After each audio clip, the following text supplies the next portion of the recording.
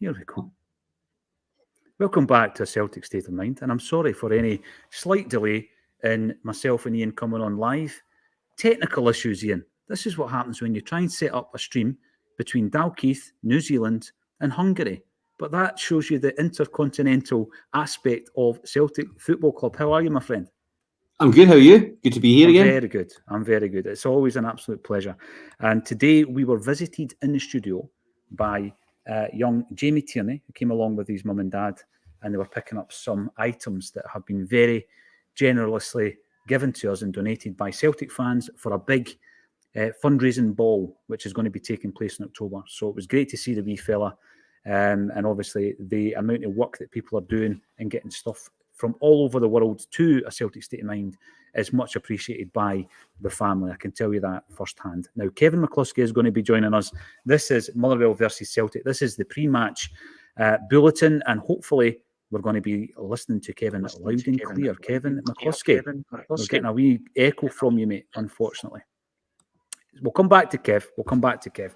We want to make sure there's no echoes in the house, because it's not an echo chamber, Ian. That's what this is all about, isn't it? There can be no echo chamber on A Celtic State of Mind. Yes, not at all.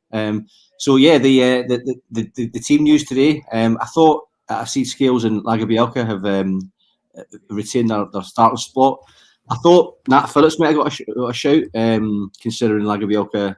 I believe he can't play against Lazio during the week. Is that right? Yes. I thought Nat Phillips might have got a shout this afternoon. So that was a surprise. But the good news is obviously the contract signing from Rio and incredible, and from the main man, Mr. O'Reilly. So really happy about that. Yeah, and he is the main man, Ian. He is the main man, because I think when Brendan Rodgers inherited a squad that had been very, very successful, it would be easy to think that some of these players that he had and that Brendan Rodgers inherited would be disposable. But I remember saying last season and coming into this season, this is a player, and I think Hatate is a player, and Carter Vickers would be another one that we can't afford. No matter what the bid is, we cannot afford. These are key to Celtic's success. Now, I know that Jota was key to it. I know the partnership that Staffelt had with Carter Vickers was key to the success, Ian. But I just think, and I was really happy to hear Brennan saying something similar, that he said to the board, we can't lose another. And he's obviously fought the corner to try and keep O'Reilly at the club. It's a massive statement, I think. I agree. There has to be certain individuals who are untouchables if we're really serious about building for the future, right? And I mentioned last time in my the last one we did was I said it was a bit more Moneyball than I'd like to think. We really have to retain these key players, and the players you just said there are absolutely fundamental to that. So who knows who's going to partner Carter Vickers longer term? You would think it would be Nowosky, but now that Liam Scales has come to the fore, I'd like to see him given a shout. I don't know how long Nowosky's out for. Lagerbielke again, it could be him as well. But, I think that those key positions have to stay the same. That's kind of the team. Hatate, hopefully, the backbone of your side, Ian, isn't it? Absolutely. I can't really work out the sort of Kyogo playing this more deep lying role as well. It was last season. It was beyond doubt. How effective a player he was, and probably the most crucial player since Larsson in terms of his goals. And guile and all that kind of stuff. So, but I don't know. I said to you in a message earlier on, whisper it, but I'm falling back in love with Brendan again, the Brodge, copyright no gallery. 100%. Yeah, I'm all in. I'm all in, Ian. I'm going to try and bring Kev back into the equation. Kevin McCluskey, are you back with us? Are you speaking like a Dalek, or is it back to the normal Kevin McCluskey? How are you doing? Is a Dalek not my normal sound anyway? There we go. There he is. I was just saying, Kevin, before you came in, Ian and I obviously got started there. This is what happens when you try to do a stream between Dalkeith, Hungary, and New Zealand. But it shows you the appeal of Celtic, that we're able to do that from 3 parts of the world. We're all going to be tuning into the same game, or are we? Because obviously it's not being televised. So we'll find a way. We will find a way to watch it. But Ian started off by bringing up the great news that Matt O'Reilly has been named as the latest pivotal member of the squad to have signed and committed to the future, signed a long-term deal. I've been delighted with all of them, all in different ways. You know, we've got McGregor early in. We've got guys like Welsh and Ralston, which I think underlines the homegrown rule in a big, big way. We've got Kyogo in, we've got Maeda in. It's been an incredible summer. Maybe the recruitment's been questioned, but you can't question what they've done behind the scenes with the core group. No, it's one of the things that we've spoken about quite a lot is the recruitment. And I think we've all got our doubts over how good it's been this summer. But one of the things that you forget as well is that in terms of squad building, you want to maintain the squad that you've got, and you want to maintain the core players that you've got. And I think Ian mentioned while I was off and coming back in, there's something about O'Reilly being like the star man of the team. And right now he is. He is that player that you just can't afford to get rid of, or to lose rather than get rid of. I'm absolutely beaming and delighted that we've got him in the long-term contract, more so than I am with Rio. And I didn't think that would be possible. When that news came out yesterday, you know, I was absolutely delighted to see that one. Closing the laptop at back of 5 at night, and then jumping on Twitter, the first thing I see is Hatate signed a 5-year contract. You're like, amazing. Going into the weekend, into the big game. Can't get much better build up than that. Somehow we topped it with Matt O'Reilly. And it's great. It's exactly what we should be doing. I'd actually forgotten about Welsh and Ralston signing the long-term deals as well, because you've got those two. You've now got McGregor, Hatate, Maeda, Kyogo. It is the core of a team. Yes. A few of them, I think, will stay the term of their contract. Others won't. But the beauty in signing them up to the long-term deal is that we're not going to get ripped off when it comes to selling them. You know, if we ended up selling 3 of those players in the next 18 to 24 months, that's 3 15 to 20, 25 million pound players that are leaving the building. That's massive money for us to then reinvest in the squad. So, yes, criticise the board for recruitment not being great over the summer. Praise them to the hills for this one, because they've done us a massive service with signing those guys up. Yeah, I think we spent probably the first 2 years, the only 2 years of Ange Postecoglou's tenure at Celtic, going on about the quality of the recruitment. And with hindsight, we're now looking back on that, and we're looking at the first season being very, very good. And in the second season, I think obviously the hit rate wasn't as high. How could it be? But you're looking at some of these players, Maeda and Kyogo, O'Reilly, Hatate. I mean, these guys all came in Ange's first season. They really are key. You're protecting your asset. Of course you are. I don't want to think about any of the guys leaving, but you are protecting your assets. And with regards to the value of Matt O'Reilly, for example, I think that the sky's the limit, Ian. He can do anything. He can go anywhere. I agree. Just touching upon before, is like the great thing about these contracts being signed as well. Brendan keeps talking about unity, you know, and I think obviously he was apprehensive coming back. You can't have unity if you have he was skulking about a little bit. You know, he looked like his head was either not there or he was unhappy, and that, you know, the old adage about one bad apple. I'm not suggesting he's a bad apple, but you can never have unity if you have that kind of uncertainty, you know, in a player in the dressing room. So hopefully now that can underpin us moving forward in unity as a team. Matt O'Reilly, superb signing. I think I touched on that last time. What I do want to sort of point out as well, and I don't know if this is down to Mark Lowell or whether it's down to Ange or a combination of both, succession planning. So, you know, it's like, you know, we seem to have someone lined up as soon as, you know, when Giakoumakis was away, O was already in the pipeline, you know, same as AJ. So hopefully that continues. Hopefully it wasn't Ange, it was more Mark Lowell's team that has that sort of under control. Yeah.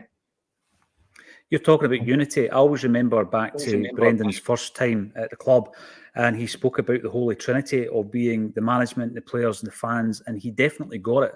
But what way to shatter it, the way that he left, and then we got built back up by Ange, and I think we were getting back to that stage where there was that unity that you talk about, Ian, and then we suffered another setback, and I think it's been a little bit slower in coming because of the nature in which Brennan left first time round. But I was saying this the other day, I think that, there's certain things you can do that starts to build that relationship back up with the fan base. Obviously, results and success are the main ones. Going to Ibrox and winning when you're under strength is massive.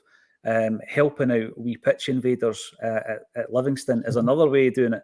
But then the confidence that we've maybe had lost with the recruitment seems to have been built up again with these announcements. And I just think that, yeah, you're right, Kevin, some of the guys can maybe go under the radar, Ralston, Welsh, etc. And then some of the star players, the playmakers, the game changers, they're the guys that you remember. Yeah, they've signed the deals. But all in all, that is a core group. I'm going to run through the team, ask you what your thoughts are. Bain starts in goals due to the suspension of Joe Hart.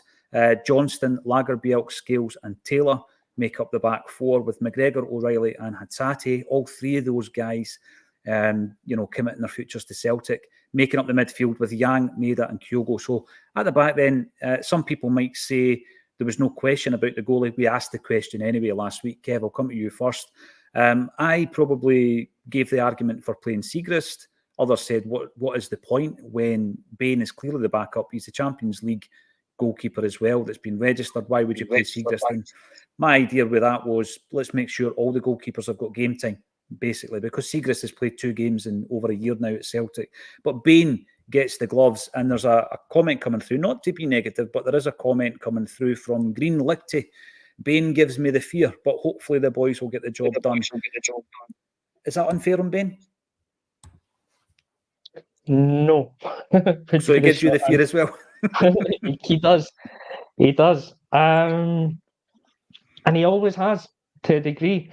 See, if you go back to the 3-2 game at Ibrox where he plays, and I think it's the game Simunovic gets sent off, Edward gets the goal, Bain makes the save on the line in the last minute. Even that gave me the fear that he was going to bundle it into the net. He's just not a keeper that exudes confidence, in my opinion. I think he's got ability and he's got like basic goalkeeping skills, but there's something not quite there. And I think it's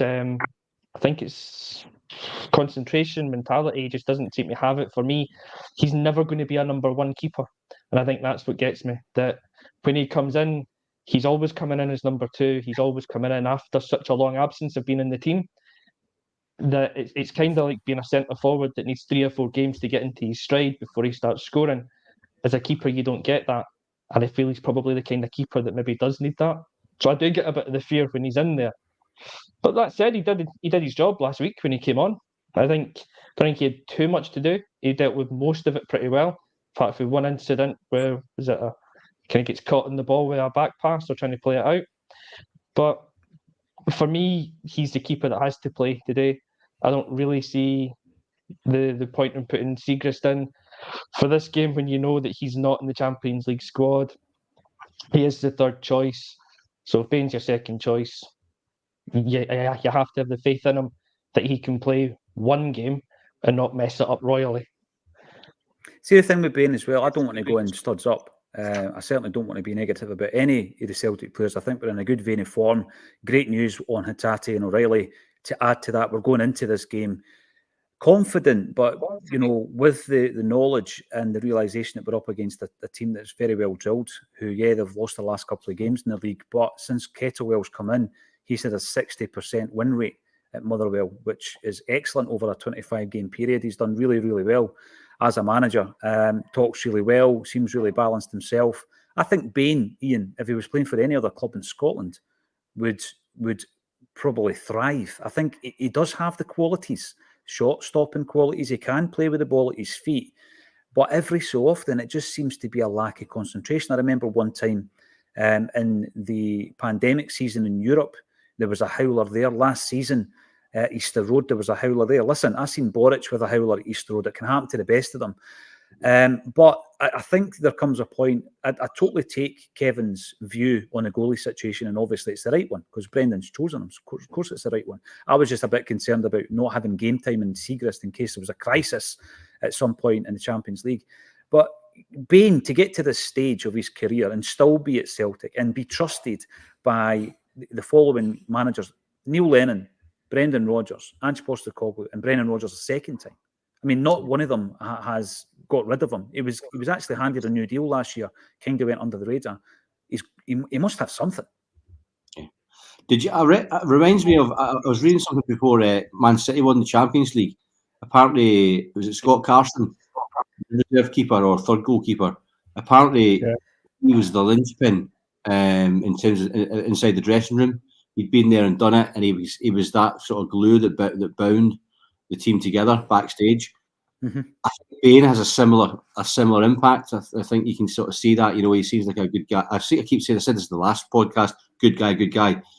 But he is. It's better than saying bad guy. You know, and it's like, and I think he has those. He seems considerably shorter than the other two goalkeepers. So I don't know if they're like sort of 75 foot tall, and Bain is like 6'5", just or whether he is sort of my height, and they are about 6'4". But I like him. I think he's. Let's give him a chance. It's a terribly hard job to do as a goalkeeper, right? And to do it at Celtic, the pressure that comes with that, and to do it from the bench when you're not a starter, you do. I think you do need a few games, a run of games to get your sea legs. I liked him when he came in last time under Rodgers. He had a bit of a run. I think his first game he came in a Glasgow derby, didn't he? Was that the first one? Yeah. So, I think he's capable. Obviously, he wouldn't be the first choice if Joe was available. I'm interested with Seagrist though, because when he was at Dundee United, he looked like a player. He did. He really did, you know. So I wonder what obviously we don't see the trip. We're not privy to the training. Again, they seem like they have a good rapport. I saw the photo shoot the other day, and it seemed like a good rapport between the keepers and stuff. So who knows? The thing is, well, right, you've made a point there about Seagrist, and you're right. He was the best goalkeeper outside of Celtic Park in Scottish football when we signed him, and there was no complaints when we signed him. Scott Bain, as I said earlier on, could probably really thrive for any other club in the league. It's just that he's not been playing games. Between them last season, they played 3 games of football for Celtic. And so then when they're thrown in, such as the nature of things with regards to the goalkeeper position, every single mistake's going to be magnified, you know, and it's going to be focused on. So I'm really aware of the fact that I'm maybe being a wee bit harsh on Scott Bain at times. So I'm hoping that obviously it goes without any kind of issue today. And hopefully when he's called to make a save, we know that he can do it. Now, looking at the back four, we were talking in the central defensive areas during the week about Lagerbielke being suspended for the game on Tuesday night.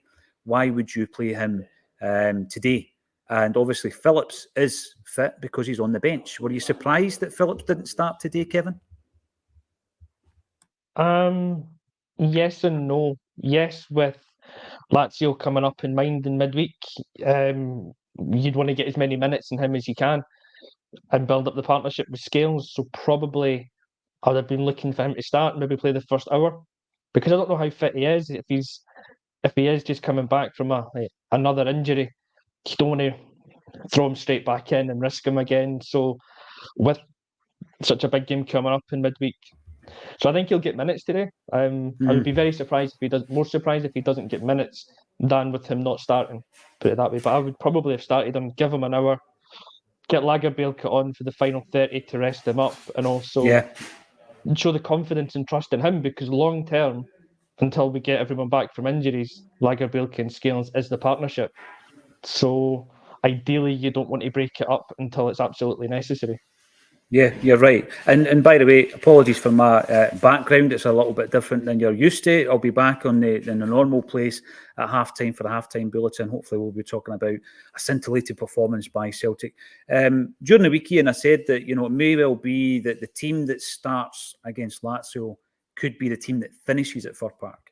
And what I meant by that is Lagerbielke, it's important to keep him playing, because I do think that he's done pretty well. He wasn't, like you said, he wasn't brought in as a first pick. He was brought in to play second fiddle to Carter Vickers and Nawrocki. he's been thrown in there, and I think he's done particularly well. One wee blot in his copybook being, of course, the sending off, I think. There was a mistake against Rangers, but he was fouled. People going about the mistake, the guy was fouled. So, I'm not going to pull him over hot coals for that. But I think it's important to get at least 45 minutes, if possible, if the game is going our way, with Scales and Phillips in at the centre of that defence. Yeah, I think the circumstances, it's fast-tracked their development, Scales and Lagerbielke, which can only work to their advantage, ultimately. Luckily, we've not been losing games with the sort of the patched up pairing. You never know; they might end up being a long-term defensive partnership.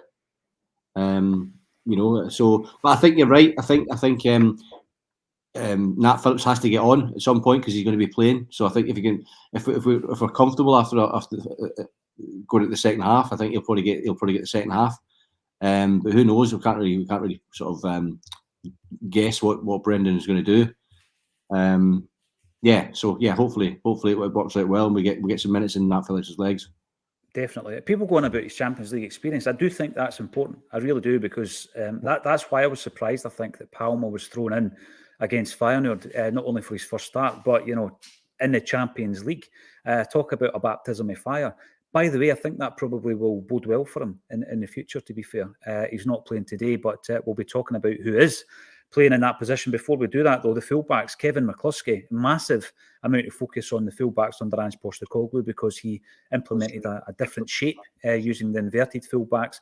And what he did is he tapped into a part of Greg Taylor's game that made him look like a far superior player than what we had seen previous to that. He really did tap into his attributes, I think.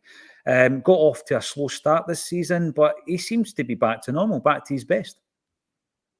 He does, and I don't think it's any coincidence that it's coincided with the return to playing that inverted role. Yeah. It's definitely something that plays to his strengths. Taylor was always an average to good fullback, up and down the line kind of fullback, but there's a strength in his game of being on the ball, actually, and coming in field and helping the midfield. And the understated part of that is that then allows somebody like McGregor or Hatate or O'Reilly a bit more freedom to go and do what they're good at. So absolutely, he seems to be back on form, seems to have overcome that shaky start, and it is all down to being in that inverted role. And it probably does help him as well that he's got Johnston on the other side, because, and I think I mention this quite often when I'm on, I just think he brings so much balance on that side. And the commitment that he's got as well, like 100% going to every single tackle, goes through the man after winning the ball as well, so he's cleaning the tackle, but he's solid. He lets the players know they're in a game. And he's also a very good footballer when he's got the ball at his feet. Yeah. So having both of them in and on form makes a massive difference. And that probably then helps the two that's in the middle next to them as well, because they get the confidence that their fullbacks are quality players. So they can have a wee slip up and they know that someone's there to help them out. So, yeah, fullbacks are always an understated role, I think, because it's seen as kind of just up and down the line. But the modern fullbacks are a lot more than that. And for us, they're really key to how we play. Yeah, it's like you say, we can overload a midfield due to the two fullbacks being able to play with the ball at their feet. I said for a long time, Ian, that we had an issue replacing Mikael Lustig when he left the club. And in actual fact, I wanted him to stay for another season. It was a bit like the Samaras thing. I just felt, we could have got another season out of guys like that. And with Lustig, my main reason for it was the fact that he could also tuck in and play at centre half, like he did for Sweden. When he left, we went through a whole host, a succession of right backs who I didn't think were great. You could maybe say Frimpong out of all of those, but again, I've said it before and I'll say it again, I think he's better offensively than actually as a kind of traditional fullback. But there was loads of fullbacks that came through, and then all of a sudden we ended up with three at the club. One that was there all along, and Tony Ralston, Juranovic, and this man Johnson. But I'm going to go back to the Lustig thing, because we fell in love with Lustig, and it wasn't all about the football, it was the personality and the character. And we're seeing a lot of that with AJ as well, aren't we? We really are.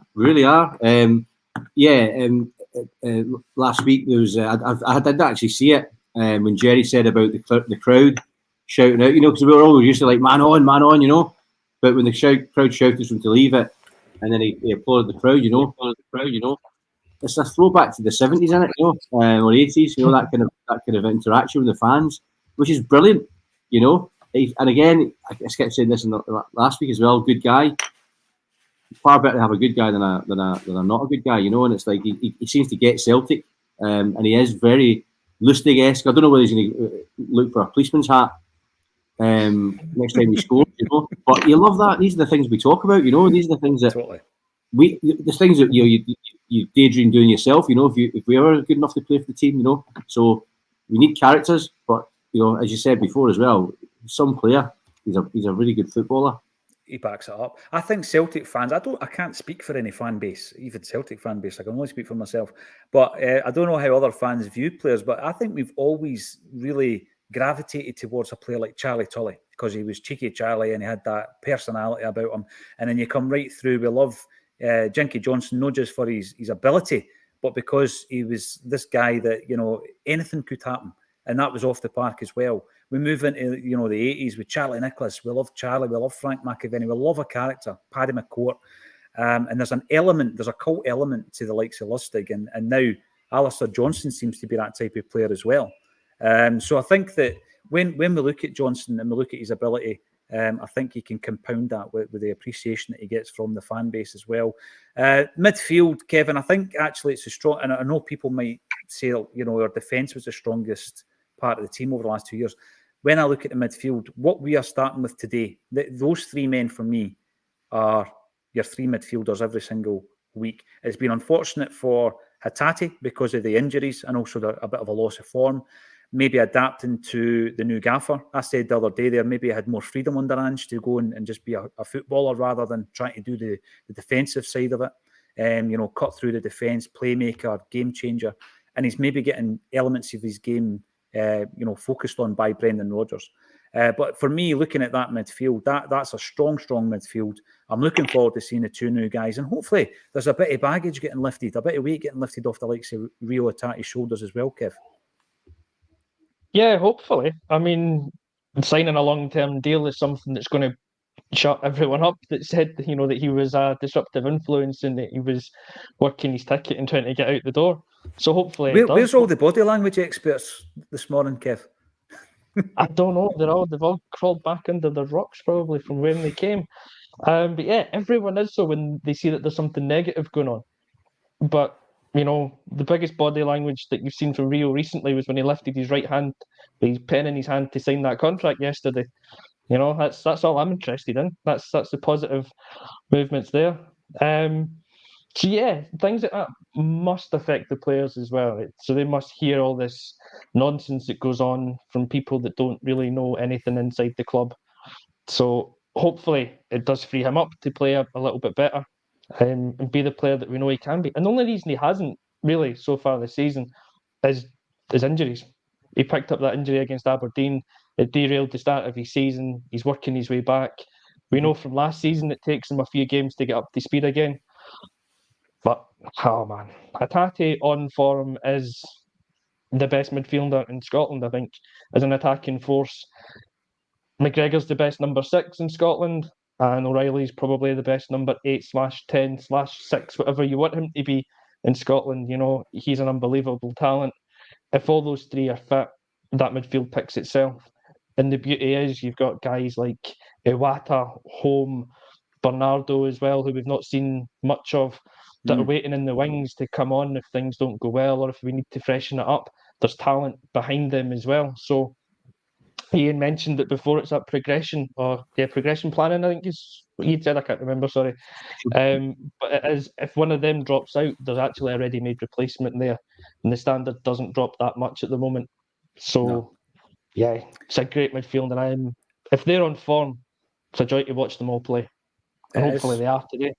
Yeah, Bernardo's not on the bench. I don't know if there's an issue with fitness there or if it's just the fact that we don't need another midfielder on there. Seagrass, Phillips, Palmer, Turnbull, Home, Tomoki, Forrest and Ralston on the bench. When you look at the fact that you've got Turnbull, Home and also Iwata who can play in the midfield, it's probably the reason that Bernardo's not on there. And up top, Yang, Maeda, Kyogo. Maeda, coming in for loads and loads of praise this week. Kyogo, we know what Kyogo can do. The big question really, Ian, was who would play out right. And I understand why Brendan played with James Forrest at Livingston last week. He knows the pitch. He knows what's required to get the result. Palma had started against Feyenoord. Yang has started games. We've had 3 right wingers starting games since Abada has been injured. So I'm not sure if Rodgers is unsure himself or if it's going to be a rotational situation where he just thinks that Yang is the best fit for this particular game. I've been impressed with Yang from what I've seen of him, Ian, though. Yeah, me too. He seems very raw, but he seems there's a talent there. I haven't seen enough of him to sort of to make that real judgment call. So I'm looking forward to seeing him today. Whether it's rotation, for me, it's a sense that he doesn't quite know the absolute strongest starting 11 yet. You know, I think we're starting to see the core, the spine of the team. You know, I think we've got that completed now. You know, Brendan Rodgers check complete. I think that's going to be set in stone. But yeah, in terms of I think it's an open book yet. People are themselves into the team permanently. Yeah, without a doubt. The game has kicked off. I can see that Celtic are given loads of space at the back to be playing that about. Motherwell seem to be sitting in at the moment. We're going to go and join the action. We'll be back at half-time.